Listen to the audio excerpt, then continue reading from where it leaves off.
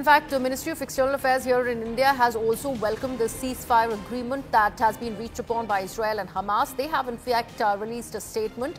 The statement reads, and I quote, "We welcome the announcement of the agreement for the release of hostages and a ceasefire in Gaza. We hope this will lead to a safe and sustained supply of humanitarian assistance to the people of Gaza.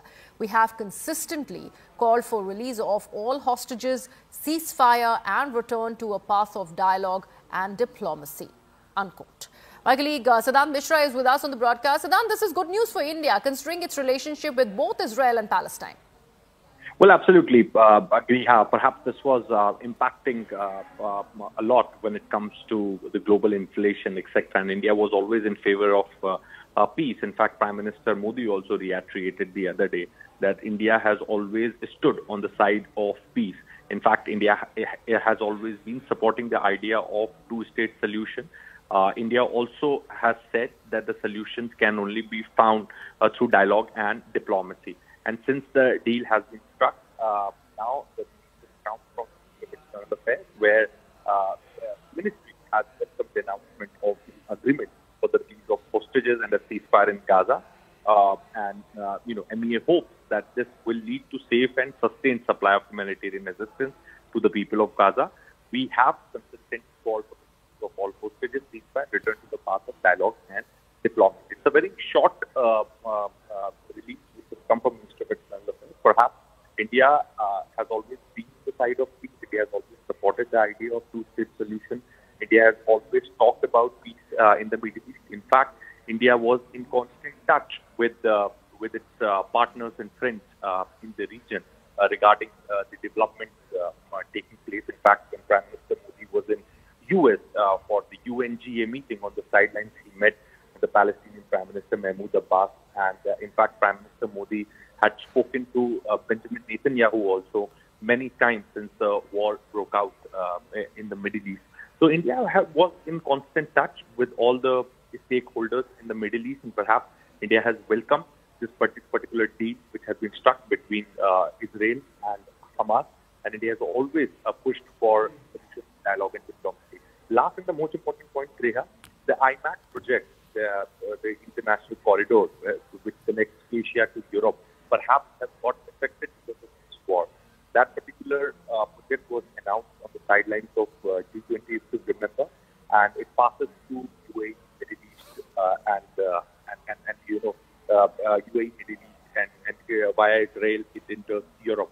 Perhaps that project has really been affected because of the ongoing war. Because right after its announcement, within 1 month, there was a war which broke out this war broke out, and because of which, there has been a very less development on that particular area. Now we could expect, since there has been a peace which has been achieved, the deal has been announced. It will get implemented from Sunday. We have been told the more details will be shared with the media in some time from now. We could expect that this mega project, which would connect Asia to the Europe, perhaps could again be back on track. And Siddhant, how significant is this announcement right ahead of 20th January, the Trump inauguration, considering this has been made and confirmed by the outgoing US President Joe Biden, but Trump is taking the credit for it?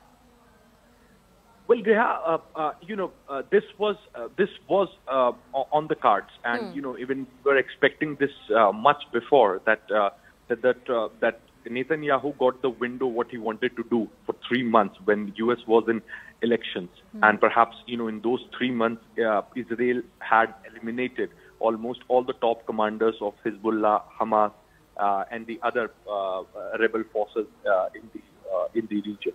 Now, this was on the card because Trump was adamant that he wanted a deal before he enters the office. And on the other side, the Biden administration was pushing for it because Biden also wanted a legacy before exiting from the office of the president.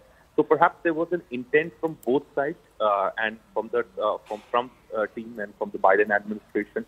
And in fact, both of them were in touch with the Qataris, with the Egyptians, and obviously the Israelis.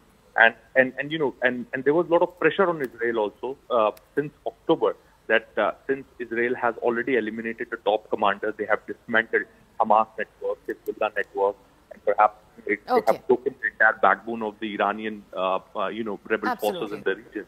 It's a time to come on the table for the ceasefire. So it's an apt time for Israel also, and a win-win for both the sides. Right, Siddhant, thank you so much for all of your input there. In fact, CNN News 18's Zaka Jacob spoke to American political scientist John Mearsheimer on the hostage deal that has been inked.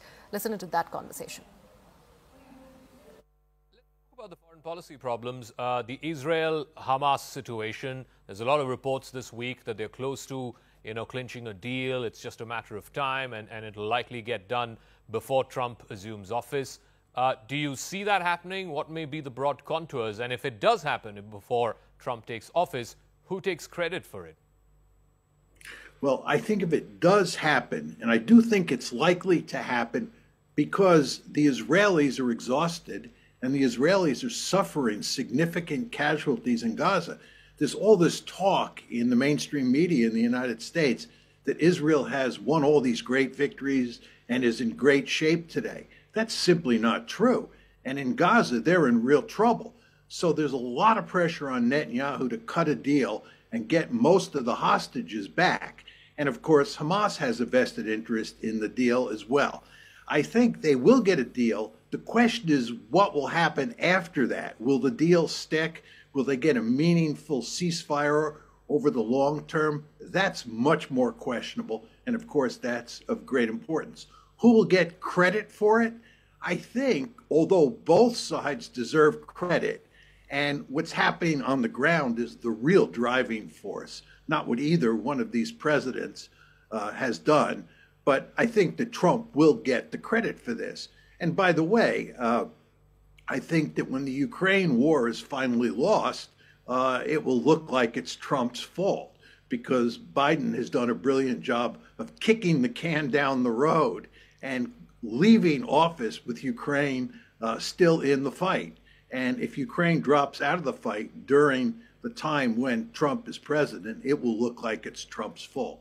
But back to Gaza, I think that Trump will brag and will look like he's responsible for the agreement that I think are going to get.